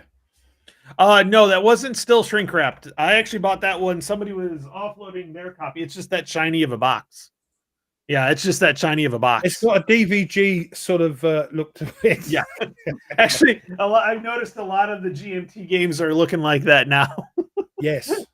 Matter of fact, that's the way with the Cessation. It looks like it's very so shiny. Yeah, the super shine version. Yes. Yep. Does it have? Unfortunately, I will be honest with you. Unfortunately, the map is this shiny too. That's the only one downside. It's got some serious glare to it. So I'm going to have to play, if I film it, I'm going to have to play that one. I'm going to have to figure out lighting. Oh, yeah, the Korean War. Yep, which, of course, Compass redid that one. So yeah, and Kev again had some things to say about that, but misaligned counters, and it's a bigger map, so you need more room. They're doing a redo of that. A redo of the redo, yeah. Yes. Right. They're bringing it back down to one map. They're shrinking it back down to what the original size of the original game was. 2 maps, half-inch counters. Yeah. Yep. Instead of 4 maps, which nobody could fit 4 maps on a regular table. Well, Kev can, because he's got a dungeon. Games dungeon. So. True, Sark. Yes, Peloponnesian War does play very different to anything else. Yes, very, very, very much. It's just maybe it's a little too different for me. I don't know. It didn't feel like I was fighting the Peloponnesian War. It didn't. Again, even if I didn't know the detailed history of the game, it didn't seem. It didn't grab me grape nuts. Yeah, it didn't grab me. Yeah. Because not that it's not a bad game. It's just didn't. That's why games are great, because they appeal to different people. Yeah, absolutely. Yeah, absolutely. Fascinating time period, though. Fascinating history, for sure. Is there a better game of that period? I think that's where. No. Oh, well, there you go then. Heracles comes involved. I think this is probably a little bit more because it's got because there's a lot of political intrigue and stuff like that. I think this does a very crunchy game. Yeah, I've played the solo and I did like it, but I would like to play it 4 players because where each one takes the side. Because I think I think it's designed to have that interaction and crunch it and because you're on the same side as somebody, but you kind of have a different a goal agenda or whatever. A bit like Nemesis, yes. Yeah. So I mean, you have the demagogues and the aristocrats in Athens, and then you have the Euripides and the Aegeid in Sparta. So yeah, definitely. I think this is the and this is Herman, right? Yeah. Yeah. Yep.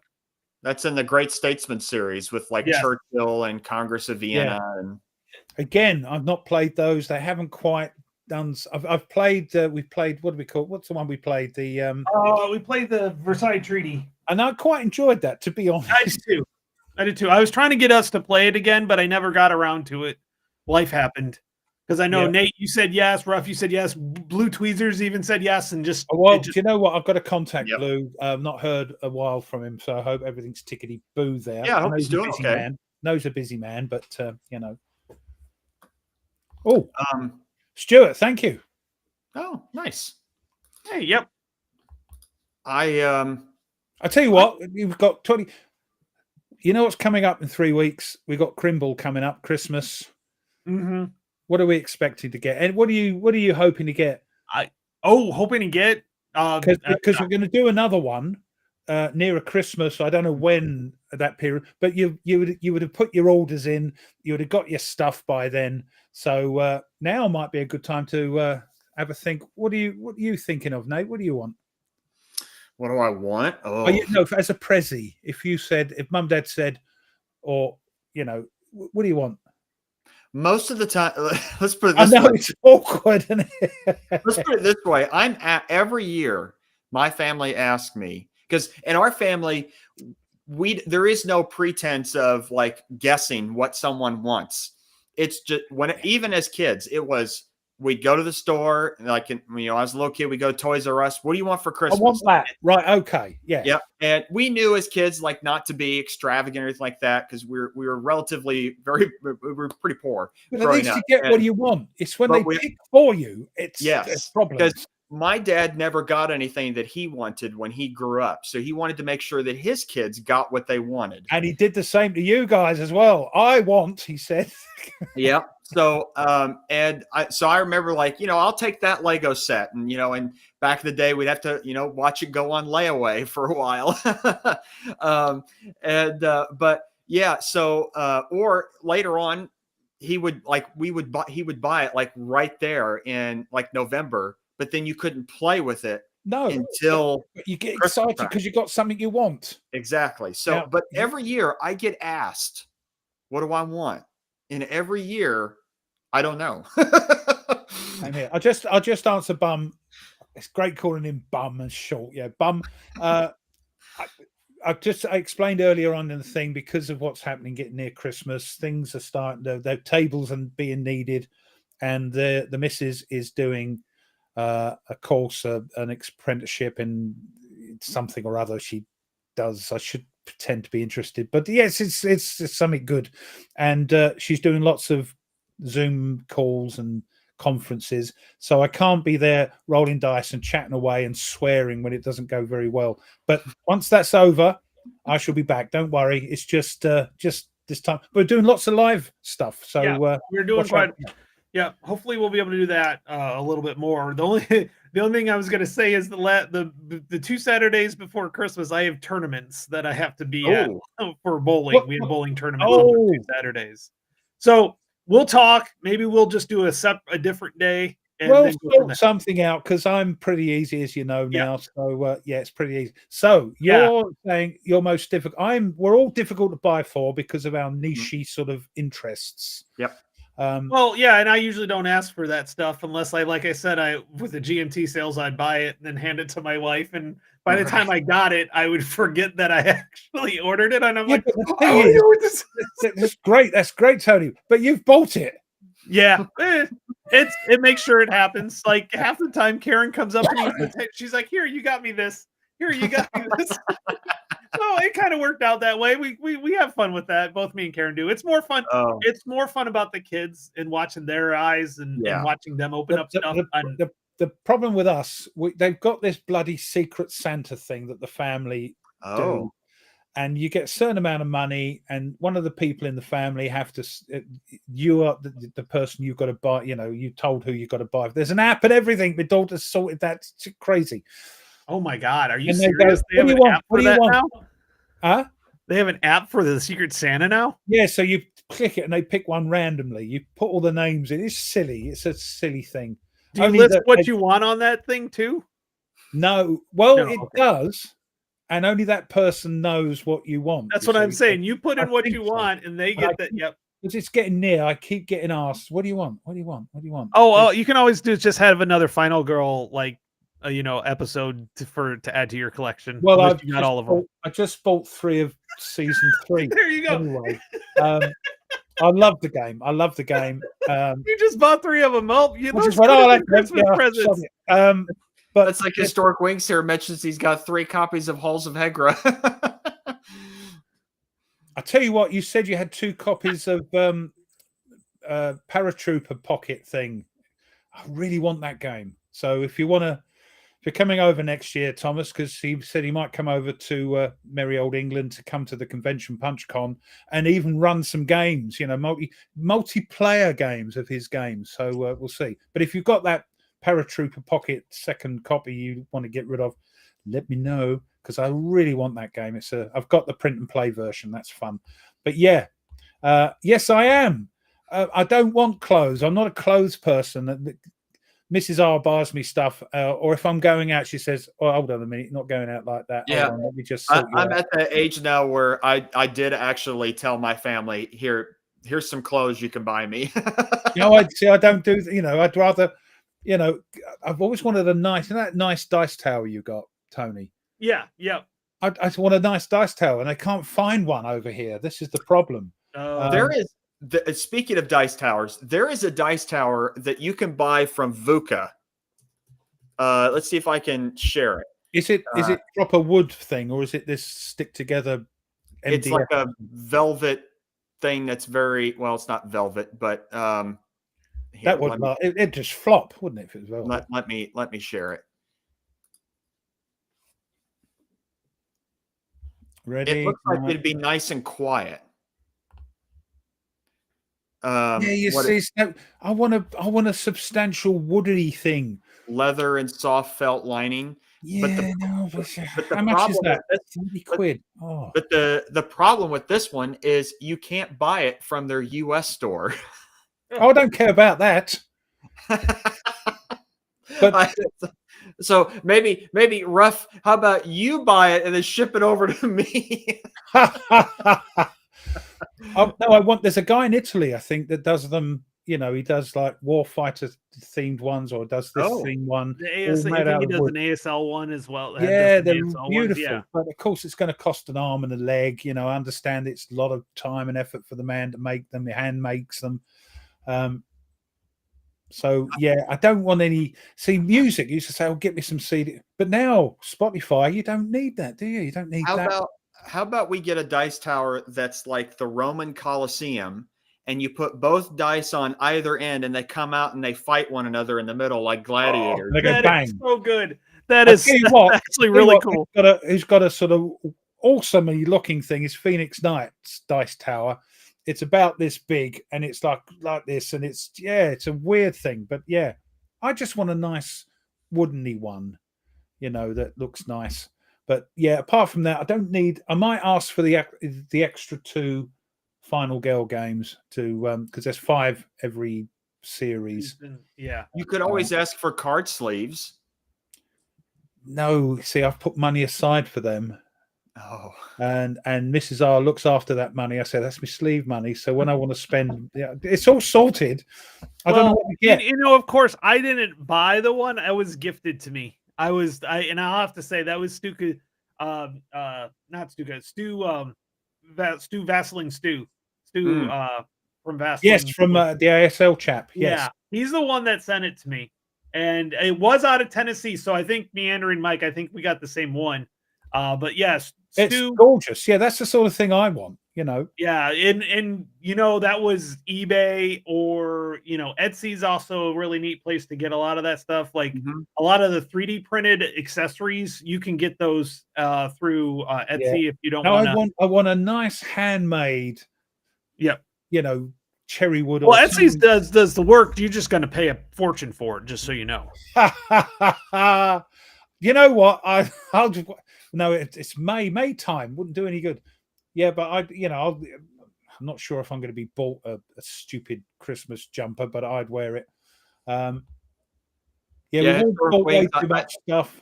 I wouldn't know what to do with that idea of the Gladiator dice tower. Koi's wife has all the Final Girl games. I'm impressed with that. Koi's wife has all the Final Girl games, and she plays them.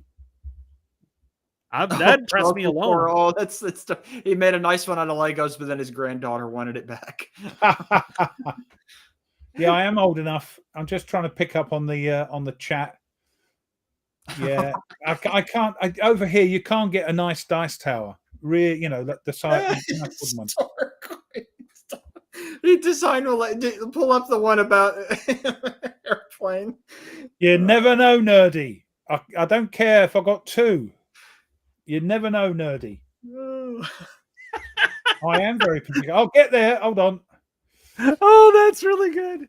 It did it. It airdropped him. Yes. It airdropped him. Let's go with that. Let's go with it. It airdropped him instead of. I don't know what you're talking about because I haven't got. Who said it? Historic Wings. Thomas. Said he tried designing an airplane-shaped dice tower. I tell you what.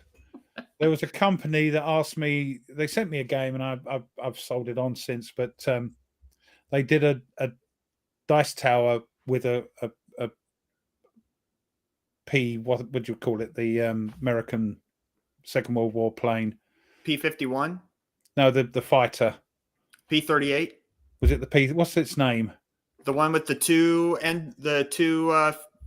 It's connected to 2 fuselages. Connected? No.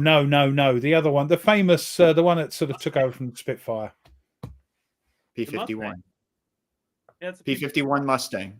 Mustang, right? Yeah, it was a Mustang thing, and it was hideous. And I put it on my channel because they asked me to do because they were doing a game found for it or a Kickstarter for it, and Blue Tweezers let loose with his. It wasn't the, yeah. It was. I wouldn't have done it. I think they were selling the file for the 3D printer, and no, it's not. No. I remember actually. I think it was 2 years ago. I remember one day walking into school and hearing something that that noise sounds familiar, and I look up and it's 4 P-51s flying in formation. I'm like, oh. What are they doing here? This is cool. That's the double one, isn't it? No. I can't keep up with your names. P-38 is the double one. Yeah, get the name. What's its name? It's got a name. Wasp. Was that the Wasp or Mosquito? No, that's ours. Don't you dare. P-38 Lightning. Yes, Stuka. It's the Lightning. The Lightning. That's right. Yeah. Oh dear. Oh dear. Ooh, Sean went to a medieval festival. Very cool. Love the fighting games. Yeah. Yeah, well, honestly, when you look at it, we're not that far off from medieval gladiators. I mean, other than not allowing to kill each other, they're allowed to beat the crap out of each other in most Oh of the yeah. game. So, at Well, least in the contact sports. It looks like John, most of the chat are happy with what they get. They're going to get a lot of them are getting music. I've not heard of Spotify, but anyway, I know it's nice. I know, and I'm with you there because you It's a get the different CD. sound. You get the sound, but you get the insert, and you can read all about it, who's playing what, and all that. So I get it. I want a dice tower that when you roll the dice, it makes like an actual sound that is consistent with the game you're playing. So if like you're playing a World War II game and you throw the dice, I want to hear like tanks go off, artillery and gunfire, it's like that. So it's like there's an actual combat. Yeah, that would get. See, I had to I've got my old, my old dice tower. It's fallen to bits, bless it. But I got told off because it's like MDF, you stuck together, and it made too much noise. And one chap said, "I'm listening in my car, and I just this clacky clack clack. It's just doing my head in." So I had to stick, me being me. Oh, right, okay. Stuck the sticky foam on it, so it's silent now. But it don't look very good, and it's fallen to bits. And whoa! Oh, hey, Thank you. awesome! All right, now you can go buy yourself a dice tower. You got 10 euros. There you go. I can't because they're not 10 euros. But thank you. Well, we only have about 7 minutes left, so this is 2 hours has gone by fast. Yes, yeah. So until we figure out, and we will figure out no chance. We'll figure out a Christmas show, and when we'll do it next and everything. But in the meantime, what are both of your plans for wargaming within the next several weeks? Tony, what about you? I want to finish the Long Street attack scenario. It's really getting good. I'm really excited about it. It's just life has happened.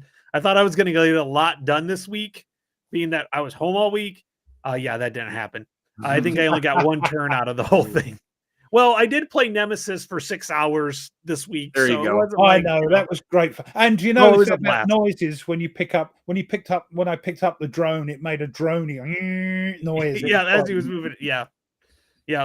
And hopefully they'll have that.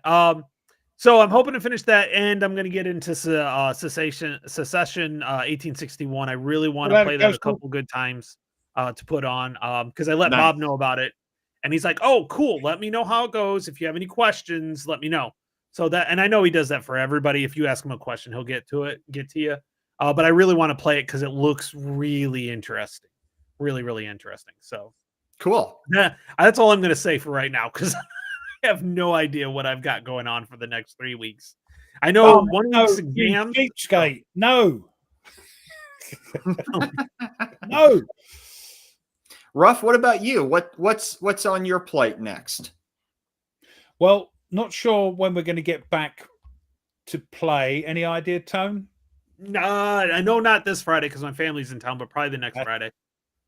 Yeah, we got the rest of the week. When everybody breaks up for Crimble, then time is a little bit better for that because at night she's not doing any conferences and things. I'm just going to be playing stuff I want to play because I can't video like 2 o'clock in the morning and Ruff's still down there rolling his dice. I can't do that anymore. I tried. It's like I'm not enjoying this. No, so I could during the day, like tomorrow, I'll get up and carry on with Final Girl, and then Monday I'll put it away, and we'll just get something else out. I don't know, and I'll let you know what I've been doing next time. I might try and put some pictures up. That might be a good thing on the old command post. By the way, if you haven't subscribed to the command post, please, we're nearly getting to 100 subscribers. So let me get that up for you. So if you haven't, you can post pictures, tell us what you're up to, tell us what you're playing. It's it's a great thing going on. Everybody is let me just what's going on here?